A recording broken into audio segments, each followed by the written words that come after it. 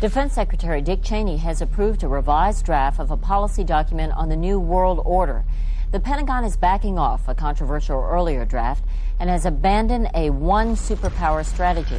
The final document puts more emphasis on international alliances and organizations. This would become an unprecedented time period for people all over the globe to discuss at length what the New World Order meant to them. People within the media. Does anybody want to talk about the New World Order? Is there a New World Order out there, or is this a vision that exists in the... He does have his vision, there's no doubt about that. But does that exist in the president's mind, or does it exist out there in reality? This president sees this episode as the first test case, as the first example for the New World Order he is trying to organize. Some people have called it the New World Disorder, and there's a lot of truth to that.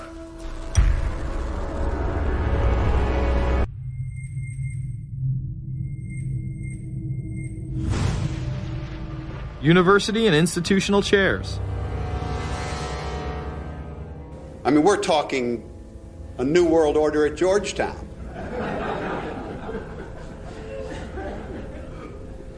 And we'd like to be very much a part of it and continue to live. This is a world that is likely to be dominated in the near future, and perhaps longer, by the Gulf War and the New World Order, which is the buzzword of the moment. So the secret of a New World Order, and at this point it's just a slogan, but it does have some historical background in terms that orders have succeeded each other over time. The secret of this is to learn how to use coalitions. We are effective in the United Nations. People within government. George Bush has invoked a New World Order without enunciating a new American purpose. The president has still failed to articulate clear goals for our nation's foreign policy in this new age. I find the term New World Order very revolting, and just not only historically but politically today.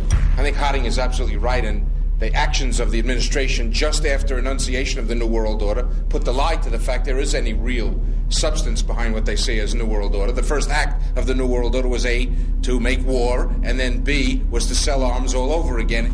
Is there a New World Order? We know certainly that George Bush has copyrighted the term at this point.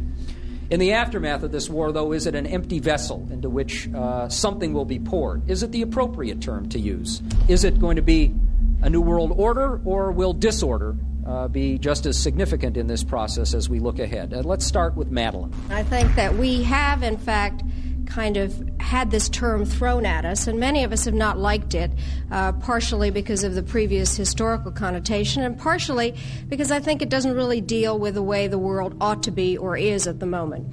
But we are far from seeing a world order, and I'm not sure that it is in best U.S. interest to have a new world order in which we are the policeman. While many began to become critical of this order, the term began to evaporate into the background. We are very, very skeptical of an international order if we are not sure how the rules will be made, because thus far the international order has been made with rules that we had no input into and that affect us, and even when on the few occasions when the rules will seem to favor us, then they get changed. A unipolar world, a world of one superpower, may be quite dangerous for us. The New World Order under the United Nations would mean, among other things, an end to our God-given rights given us and secured by the Constitution. The New World Order, which now has been called by some the New World Disorder, and by some people on the more liberal persuasion, the taking over of the world by the Council on Foreign Relations, the Trilateral Commission, and the UN to put us all in slavery. But what are these organizations? Who founded them? And what are the stated goals of each? Before we begin with the Council on Foreign Relations, let's delve further into history to understand roundtable groups and their origins. Its roots go way, way back in history, and they go back to the formation of a secret society, a secret organization that was created by Cecil Rhodes, a very powerful and very wealthy individual.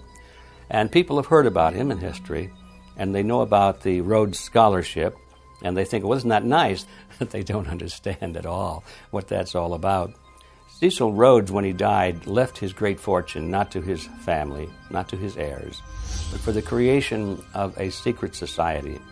And we know about this because there were some people very intimately involved with this organization who wrote about it. One of the best authors on this topic is Professor Carroll Quigley. He wrote several books, and Tragedy and Hope is the best known of his. He described in detail this secret organization created by Cecil Rhodes, and he explains in these books he knows about them because he was invited by the organization into its inner circle. He was never a member of it, but he was invited in as their historian, and he was allowed to see their secret records and papers and study them for several years. And he knew all the important players, and he understood what it was about, and so he wrote these books. It's an amazing thing because he laid out in great detail what the purpose of the organization was and how they were the major players in all of the big international events since and including World War I. The bottom line is that you take the roots of that organization and you find out that they created in all of the British dependencies what they call roundtable groups. And then around those little roundtable groups, they created front groups. And the purpose of these front groups and roundtable groups was to penetrate into the governments of all of these different countries, to penetrate into the media centers, to penetrate into the educational systems. In other words, to penetrate into the social fabric, the power centers of society, and literally take them over from the inside without anybody being aware that they were controlling influence. After World War I, the International League of Nations arose as a precursor to the United Nations in 1919, under what seemed to be the vision of President Woodrow Wilson and his 14 points. The League of Nations was the first attempt at the New World Order, the first attempt at a global government based on the model of collectivism. And it was the brainchild of the elitists, the ancestors of the very people who are still working on this project. They're collectivists, the very wealthy people. They're the ones in this country who dominated the powerful tax-exempt foundations, like the Carnegie Endowment Fund for International Peace, the Rockefeller Funds, the Ford Foundation, and groups like that. These people were on record, even way back then, that they had to have a new world government, and they dreamed of that being embodied in the League of Nations. And they were solidly behind it.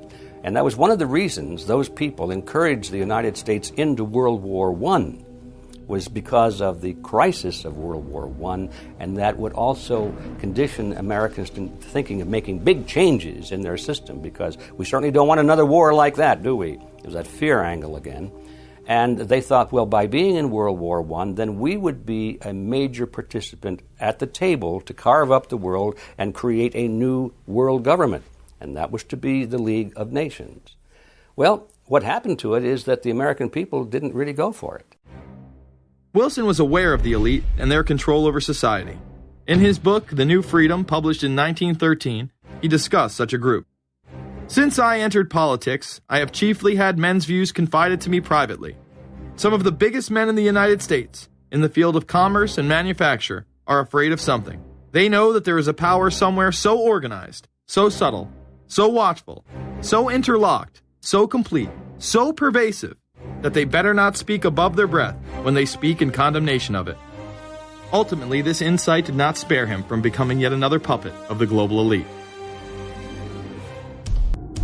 In all of the British dependencies, these organizations, the front groups, were called the Royal Institute for International Affairs. In the United States, they chose a different name.